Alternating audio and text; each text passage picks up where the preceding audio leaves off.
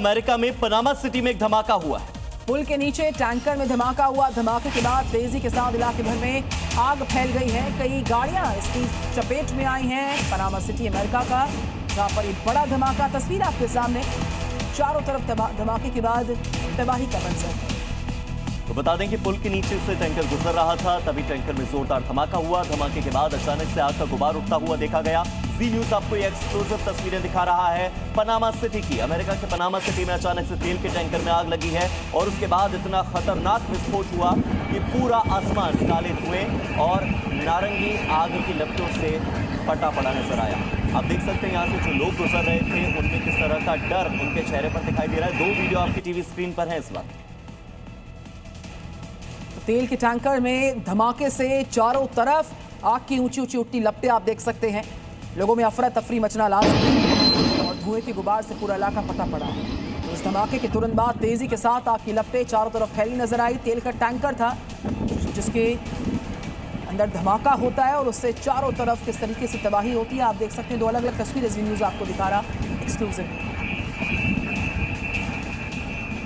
तो आप ये देखिए 2 अलग अलग तस्वीरें, एक बस के अंदर से और एक बस के बाहर की तस्वीर देखिए जहां पर धुएं का गुबार उठता नजर आ रहा है। स्कूल फीस पर मनमानी के बाद अब जी न्यूज मेडिकल मुनाफाखोरी के खिलाफ अभियान चला रहा है, क्योंकि जो दवाएं लोगों की जिंदगी बचाती है उन दवाओं को अधिकतम दाम पर बेचकर कई गुना ज्यादा मुनाफा कमाया जा रहा है।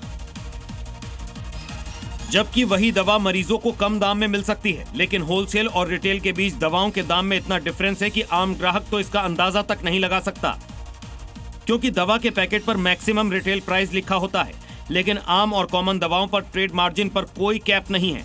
इसीलिए दवा कंपनियां एमआरपी मनमाने तरीके से तय करती हैं और मुनाफाखोर मरीजों से दवाओं का मैक्सिमम प्राइस वसूलते हैं। जी न्यूज ने मरीजों से इसी वसूली के खिलाफ मुहिम छेड़ी है, जिससे आप भी जुड़ सकते हैं। दवा कंपनी की एमआरपी वाली लूट पर 9310497453 पर संदेश भेज सकते हैं और हमारे अभियान से जुड़ सकते हैं। एयर इंडिया के सीईओ के इस्तीफे की खबर है। सीईओ कैंपबेल ने इस्तीफा दे दिया। सितंबर 2027 तक था उनका पूरा कार्यकाल। अहमदाबाद क्रैश की रिपोर्ट में के बाद जब वो अपना पद छोड़ देंगे, एयर इंडिया के सीईओ के इस्तीफे की खबर आ रही है। सीईओ कैंपबेल ने इस्तीफा दिया है।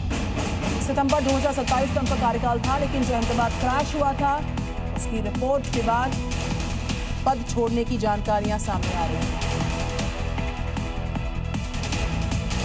नमस्ते जी में अब रफ्तार के साथ हम आगे बढ़ते दिखाते हैं राज्यों के समाचार। मध्य प्रदेश के उज्जैन में ढाबा रोड पर 4 मंजिला मकान अचानक से भरभरा कर गिर गया। सड़क चौड़ीकरण के लिए की गई गहरी खुदाई और नाले के काम की वजह से मकान की नींव कमजोर हो गई थी। राहत की बात यह रही कि मकान पहले से खाली था, जिससे कि कोई जनहानि नहीं हुई। राजस्थान की राजधानी जयपुर से खबर। यहां पर हड़कंप उस वक्त मचा जब करणी विहार इलाके में एक चाय की थड़ी पर सिलेंडर ब्लास्ट हो गया। धमाका इतना भयंकर था कि सिलेंडर के टुकड़े दूर दूर तक देखे गए। राहत की बात यह रही कि घटना में कोई हताहत नहीं हुआ। उत्तर प्रदेश के बुलंदशहर में प्रशासन ने अतिक्रमण के खिलाफ बड़ी कार्रवाई की और खुर्जा इलाके में अवैध रूप से बनाई जा रही 11 कॉलोनियों को बुलडोजर की मदद से ध्वस्त कर दिया। बता दें कि करीब 117 बीघा जमीन पर अवैध प्लॉटिंग की जा रही थी। राजस्थान के सलम्बूर जिले की खबर। 2 गांव में 5 दिन में 5 बच्चों की रहस्यमयी बीमारी से मौत का मामला तूल पकड़ रहा है। अचानक से बच्चों की यहाँ पर जो मौत हो रही है उसमें बच्चों को बुखार की शिकायत होती है, ऐंठन होती है, उल्टियाँ होती हैं, उसके बाद बच्चे दम तोड़ते हैं। सूचना के बाद स्वास्थ्य महकमा हरकत में आ गया। सर्वे कर ब्लड सैंपल्स जुटाए जा रहे बच्चों के। राजस्थान के भरतपुर में एक युवक स्कूल के पास से शराब के ठेके को हटाने की मांग को लेकर पानी की टंकी पर चढ़ गया, जिसे 5 घंटों की कड़ी मशक्कत और समझाइश के बाद नीचे उतारा गया। एसडीएम ने युवक को दोबारा सर्वे करवाने का आश्वासन दिया।